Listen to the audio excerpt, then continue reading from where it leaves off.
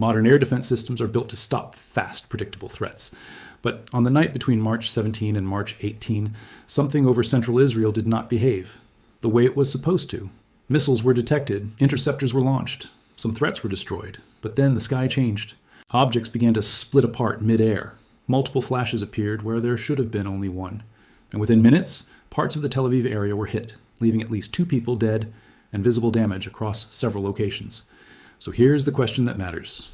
How does a missile that is already being tracked suddenly become harder to stop in its final seconds? Because what happened that night was not just about speed, it was about transformation. The early warning came shortly after midnight, around 12:30 a.m. local time. Radar systems detected launches originating from Iranian territory. This was not a single launch. It was a coordinated barrage. Multiple ballistic missiles were fired toward central Israel, targeting densely populated and strategically important regions. Air defense systems responded immediately. Israel relies on a layered defense network designed to intercept threats at different altitudes. Long-range interceptors attempt to destroy missiles outside the atmosphere. Mid-layer systems engage threats as they descend, and short-range defenses act as the final shield. On most nights, the system performs with high success rates.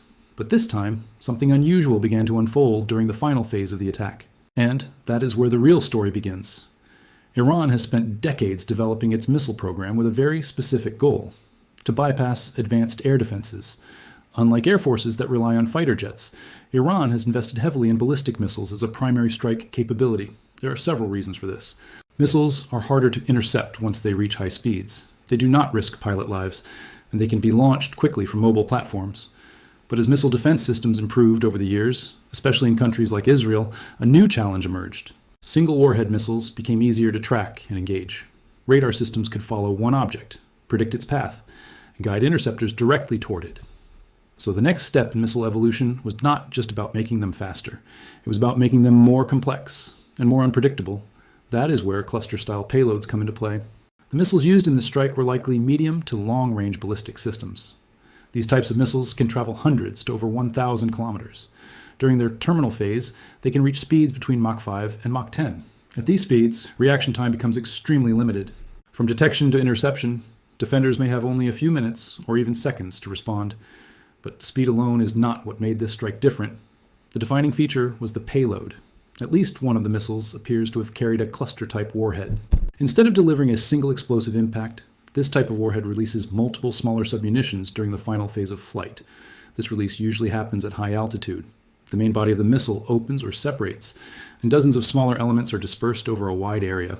Each submunition then falls independently. Some are designed to detonate on impact. Others may be optimized for fragmentation over a broader radius. From a technical perspective, this creates an area effect rather than a single point of impact. It increases the likelihood of damage, even if not perfectly accurate. But the real advantage is not just coverage, it is complexity. Air defense systems are optimized to intercept defined targets. A radar detects an object. It calculates its trajectory.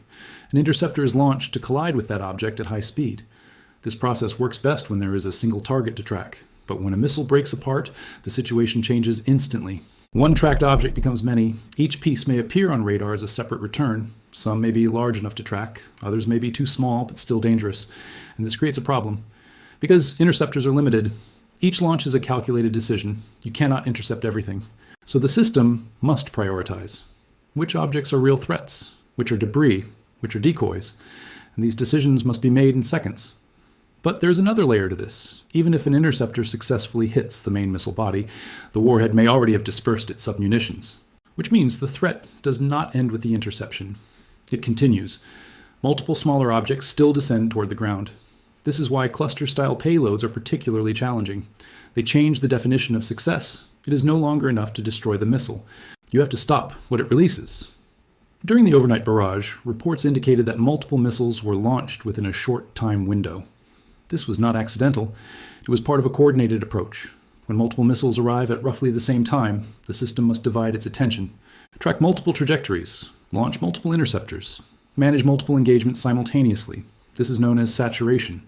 And when combined with complex payloads, the pressure on the system increases significantly, because now each incoming missile has the potential to create multiple threats in its final moments. Footage captured during the incident added another layer of insight.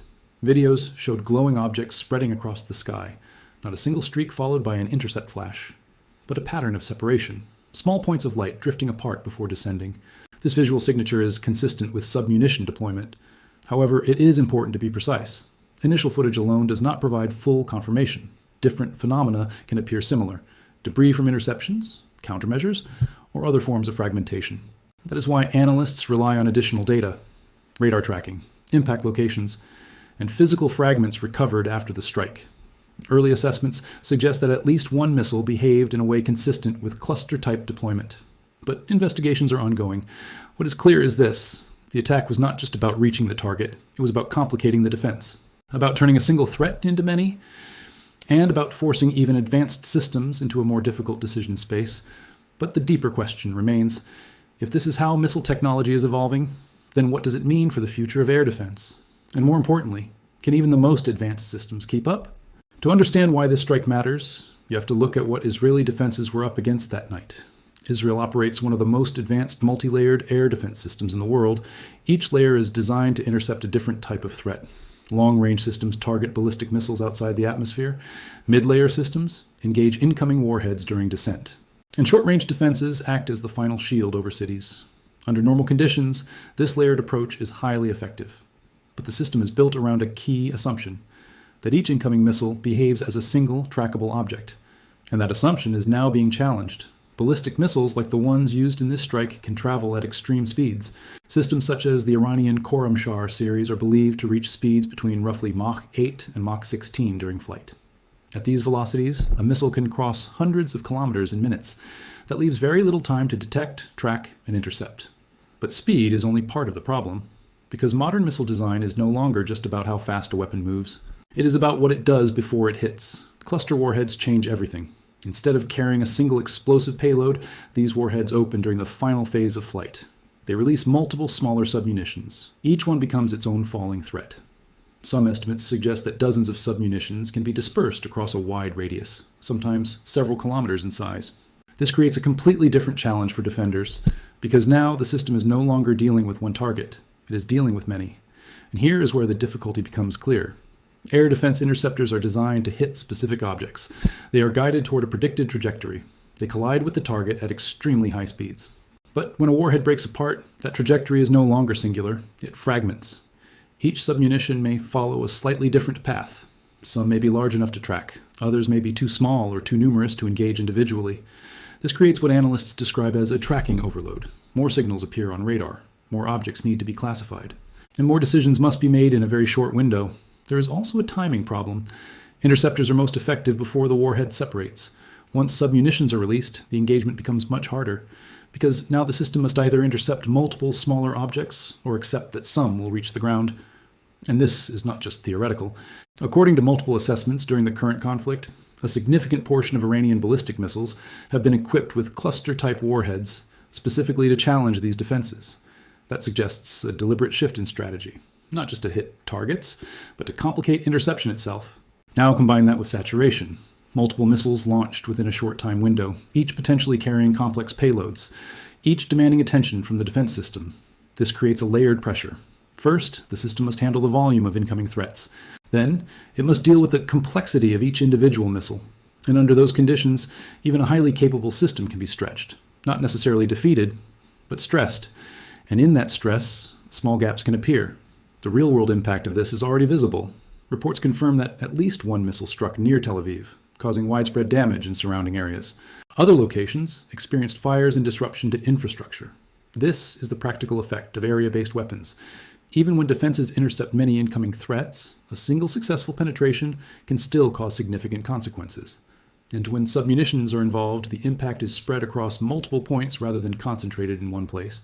But beyond the immediate damage, there is a larger implication. This strike signals a shift in how missile warfare is evolving. It is no longer just about range and accuracy. It is about adaptability. Weapons that change behavior mid-flight, payloads that create multiple threats from a single launch, and strategies that combine speed, volume, and complexity. For military planners, this raises serious questions. Can existing air defense systems keep up with increasingly complex threats? How many interceptors are enough in a saturation scenario? And how do you defend against a weapon that effectively multiplies itself? These are not easy problems. And they do not have simple solutions. There's also a geopolitical dimension. The use of cluster-style warheads, especially near populated areas, is highly controversial, spreading over large areas and increasing risk to civilians. Their use signals escalation, not just in intensity, but in the type of weapons being deployed, and that sends a message beyond the battlefield. For Israel, this attack becomes a test case, a real-world demonstration of how its defense systems perform under new types of pressure. For Iran, it demonstrates that its missile forces still retain both reach and evolving capability. And for the rest of the world, it highlights a growing reality. Missile technology is becoming more sophisticated, more adaptive, and more difficult to counter. But here's the final insight. Air defense has always been a race between offense and defense, between detection and evasion. And with weapons like these, that race is accelerating. Because the challenge is no longer just stopping a missile, it is stopping what the missile becomes. And that is a much harder problem to solve.